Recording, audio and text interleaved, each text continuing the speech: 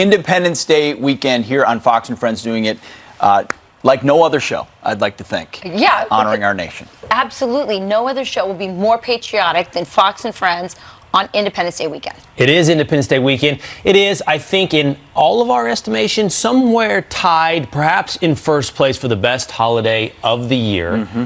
Right there, neck and neck with Thanksgiving, because it's an entire weekend of togetherness. Christmas. What are Christmas you talking is about? great. It carries the burden of gift giving. It carries the burden of And this is just about togetherness and celebration. That's right. That's true.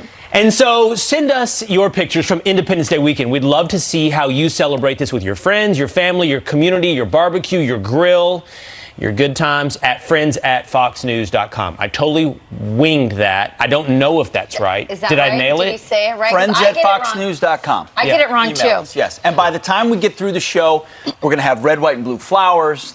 The columns behind us will be in red, white, and blue. We're warming up, you know, like you. It's not the 4th yet. That's tomorrow. It's Independence Eve, and we're so grateful that you're here. We hope you join us all 4 hours this morning. Have some great surprises and great guests befitting. Do you know what else is 4th of July warming up? weekend, too. What? The grills. They are. The grills are warming up, and the White House wants to know if you're planning a cookout this year.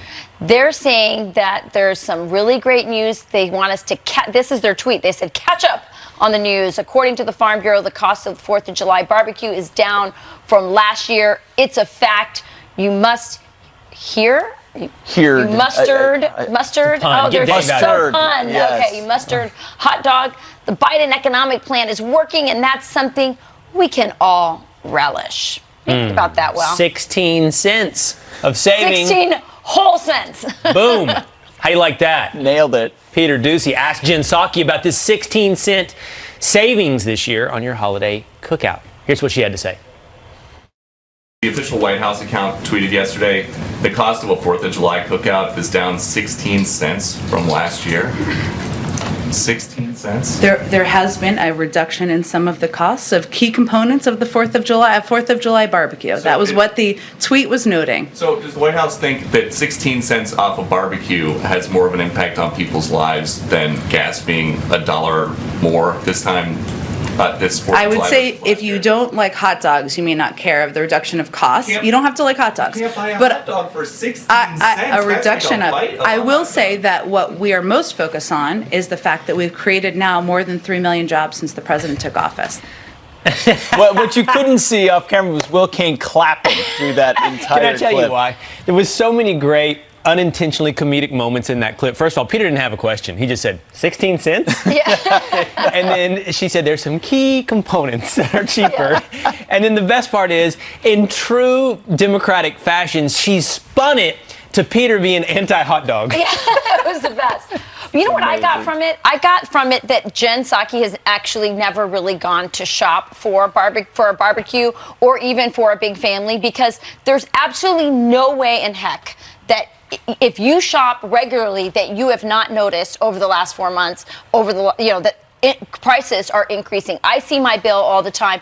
It's higher in food costs, but as you mentioned, in gas, in, if you want to put a deck on your house, people are not actually doing remodeling jobs and things they might do because the cost is so high right now. Yeah, I haven't been there, but I don't think prices are listed at the White House mess. So at this point, you probably don't know what your meal is costing you. But to your point, Will, someone made that graphic, by the way, that says 16 cents on your hot dog, as everyone else in America is experiencing the type of inflation that we haven't seen for quite some time. Here's the basic cost of goods comparison from 2020 to now. And Rachel, you hit on some of these things. Used cars, almost 30%. Housing, 13%. Transportation, up 11%. Clothes, 5%. Food, 2%. Lumber's in there. 40%. Gas is here. You mentioned gas. Here it is. Yeah. National average for gas prices, 2020 to now, it's up $1. $1 a gallon, right? So if you're filling up, $15, $20 more per tank. That's real money that matters to people, not $16 on your ballpark Franks or your Hebrew National. So you're right, 16 cents. I can't even say it. Yeah. Do you remember when Donald Trump, remember the good old days of the Trump economy when companies were actually giving $1,000 bonuses? And then Nancy Pelosi said, oh, that's just, That's crumbs. She called it crumbs. Well, 16 cents, that's crumbs. $1,000, that makes a difference in my life. Stephen Miller, former senior advisor to Donald Trump, was on Fox News primetime last night, and he was talking about this inflation that Pete just pointed out. You saw in graphic right there, and he says it's not just graphics, it's very real. Gas is $1 more expensive per gallon than it was 1 year ago under President Trump. Think about what that means for working families, especially people who have to commute every single day. You're going to pay an extra $20, $30 a week in gas prices, but we're supposed to be grateful that maybe, although the numbers don't seem right to me, that you're going to save 16 cents on your barbecue. It's out of touch, it's insulting, it's offensive, and frankly, it's unserious. You know what? It's funny, but I like that Stephen Miller said it's insulting. Because you can't lie to people this way. You can't say, don't believe your lying eyes. But that is sort of the, modus operandi of this administration. If you don't like CRT, it's not really happening. If you don't like critical race theory, it's not happening. If you don't like what's happening at the border, there's not a crisis there. If you don't like crime, AOC said, there's no crime. That's just, If you don't like defunding the police, it's actually Republicans that want to defund the police. Exactly. And by the way, your bills at the grocery store or filling up your gas, that's not really happening. It's so 1984. It's so much propaganda, and I think that's what people are reacting to. It's funny, but it's also insulting. Well, here's another story that people are definitely reacting to. So the U.S.'s top sprinter, 100-meter dash sprinter, who was a favorite to win Olympic gold, took first place at the Olympic trials. Sha'Carri Richardson tested positive after winning the Olympic trials for marijuana. She has since that time been disqualified from running the 100-meter dash in the United States, for the United States in the Olympics. She's taken responsibility. She was on the Today Show yesterday, and here's what she had to say. Said her career. I know what I did. I know what I'm supposed to do. No, I'm allowed not to do, and I still made that decision. But not making an excuse or looking for any empathy when it comes to dealing with the relationship I have with my mother. So that definitely was a very heavy topic on me, and people don't understand what it's like to have to put on a face, to have to go in front of the world and put on a face and hide my pain. I apologize for the fact that I didn't know how to control my emotions or deal with my emotions during that time. Now, while Sha'Carri took responsibility for her mistake, many online, many out there, because I've mentioned this has really caused quite a reaction, are upset. They're outraged that she has been suspended, that the United States will be missing its top sprinter, and they're upset that she was suspended not for a performance-enhancing drug, but for marijuana. But they failed to point out that there was a policy that she was very aware of, that she blatantly disregarded, and has since taken very credible responsibility for. Yeah, like, I give her a lot of credit for what she said.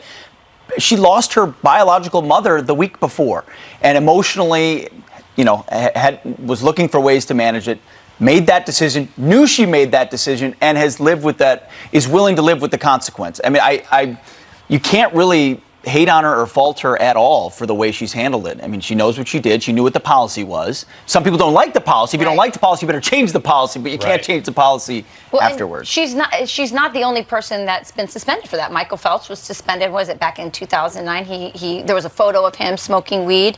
And I think he competed, though. I don't only because the competition was more than 30 days out. Was more than 30 days out, so he got to, but he was suspended, and he was, and by the way, he didn't even test positive. Right. He just had the photo. And they've actually loosened the policy on marijuana because they don't want athletes testing positive if they used weeks before or weeks after. They want it to be right in the... I must be a fuddy-duddy because I just hate all the normalization of pot. I know that makes me an outlier in, America today where it's all normalized. But this idea that I'm going to resort to pot just because I'm sad, that's just not what I want people to do. So I have a couple of quick points I want to make. First of all, I do think the rule is stupid. I don't think marijuana is a performance-enhancing drug. It's not going to aid her in being better. I think make her slower. I think it probably will make her slower. I think it's doubly stupid when you consider the fact that we let biological males compete as females as long as they take the right drugs, as long as they take estrogen, then they get to compete as females. But a female that smokes marijuana doesn't get to run, makes it doubly stupid. But ultimately, I'm 100% with where you are. It's a rule. She knew the rule. She broke the rule. We live live in a society where if you break the rules, those have consequences. There are people that say, oh, that makes you a sheep if you follow bad rules. No, it doesn't. It makes you a child if you think you can break the rules and not suffer consequences. Sha'Carri Richardson is not a child. She's taking responsibility. But I want to show you a childish tweet really quickly. Yeah. This is Alexandria Ocasio-Cortez's response to this. The criminalization and banning of cannabis is an instrument of racist and colonial policy. The IOC should consider its suspension of Mrs. Richardson, and any athletes penalized for cannabis use should reconsider, she's saying. This ruling, along with the IOC denial of swim caps for natural hair, is deeply troubling. So, first of all, she broke, Sha'Carri Richardson, a WADA rule. That's World Anti-Doping Agency rule. So I don't know what that has to do with the United States, systemic racism, or colonialization. This is an agreement by the international community to not allow... Bring in your information, Will. Yeah, right. The information gets in the way of her narrative. Not just of her narrative, of her like woke word salad, Yes. you know, everything is racist stuff that she brought from her university. That tweet, by the way, is racist. This idea that smoking pot is like a racial thing, I think is actually racist to me. So. Heck of a response there from our comrade in the Queens. Makes no sense, but anything can be racist and colonial as long as it's something she doesn't like. Right. And that's where she stands. You know, someone we do like, though, on this 4th of July Eve, it's Fox Nation's Abby Hornacek, who we're going to be checking in with all morning long because she's in Kansas City, Missouri. What are you doing there, Abby? Well, guys, I'm taking my 16 cents and going to get some barbecue, of course. You know, thank you so much. I appreciate it. No, we're here ahead of the 4th of July to witness all of the celebrations. The main event is the Kansas City Air Show. I was able to connect with some of the pilots ahead of time just to ask them what it means to them to be able to fly on such an important day for our country.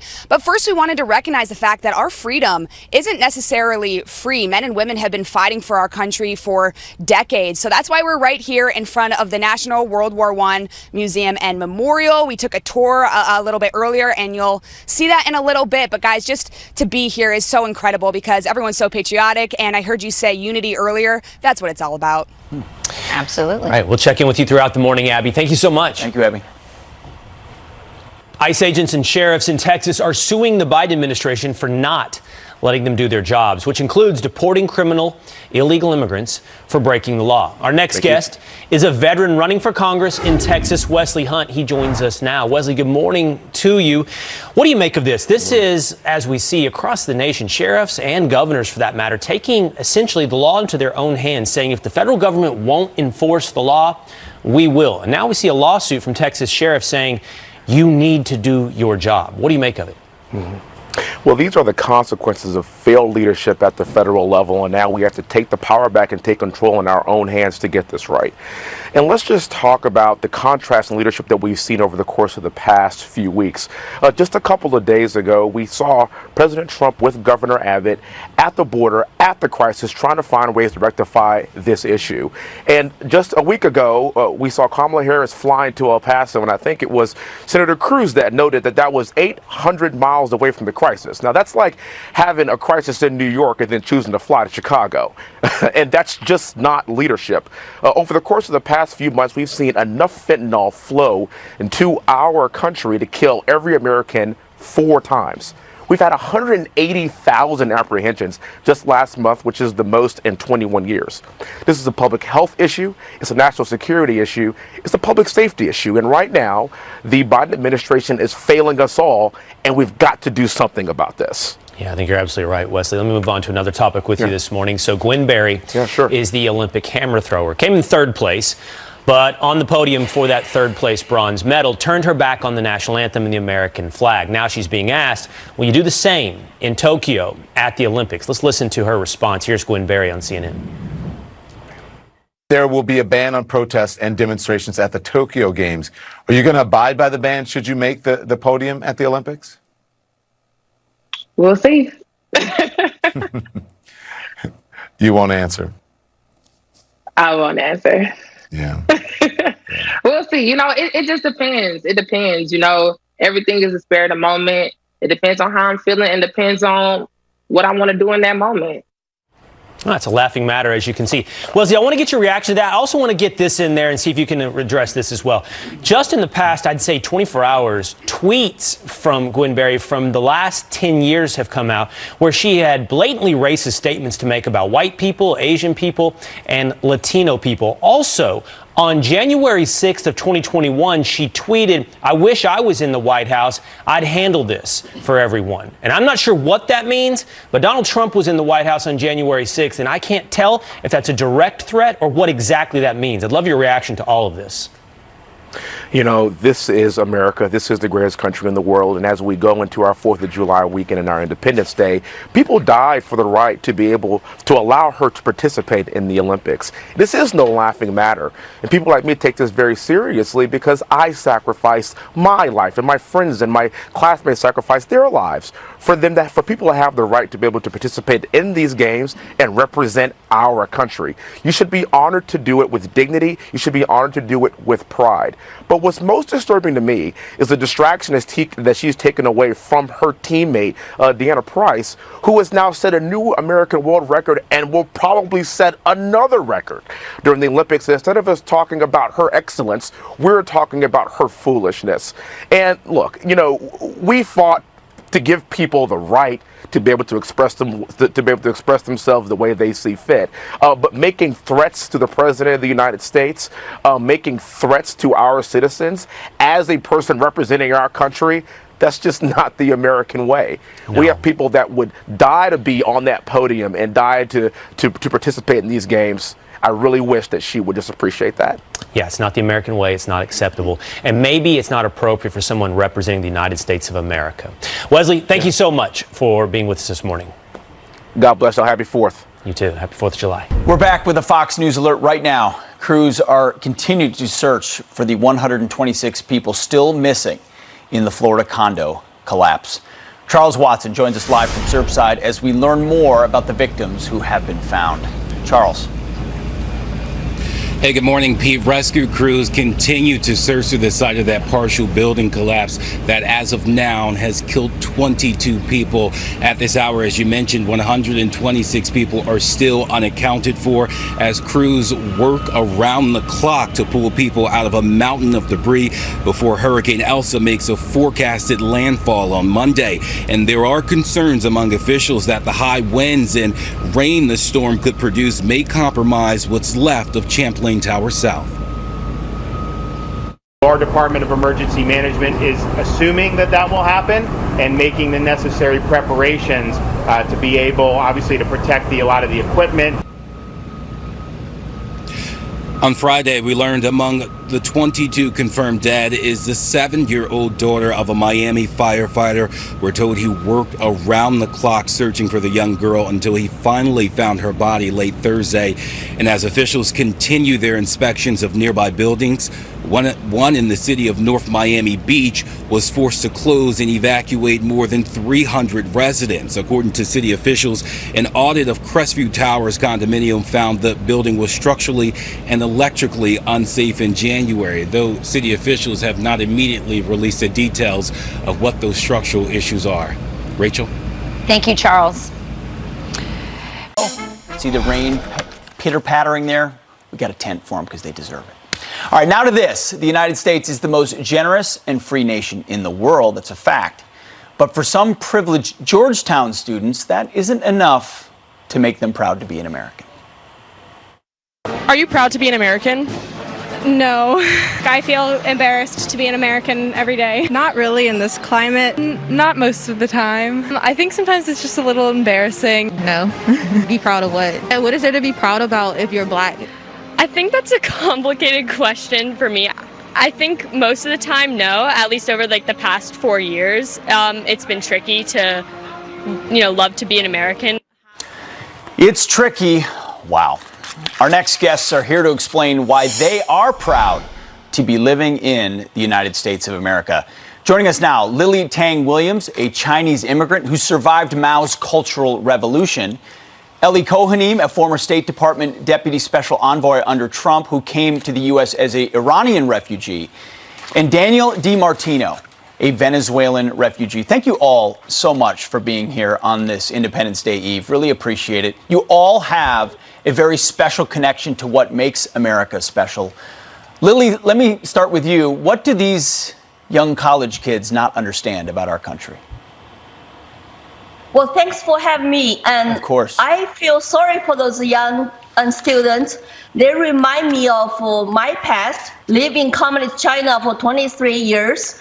And, I was indoctrinated to believe everything government told me and the Chairman Mao told me. I thought growing up, Chairman Mao was God.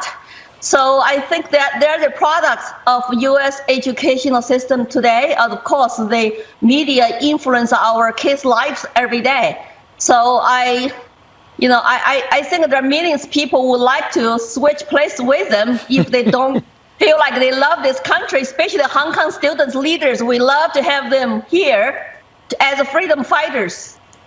Absolutely. I wonder how many of them have been abroad and really understood.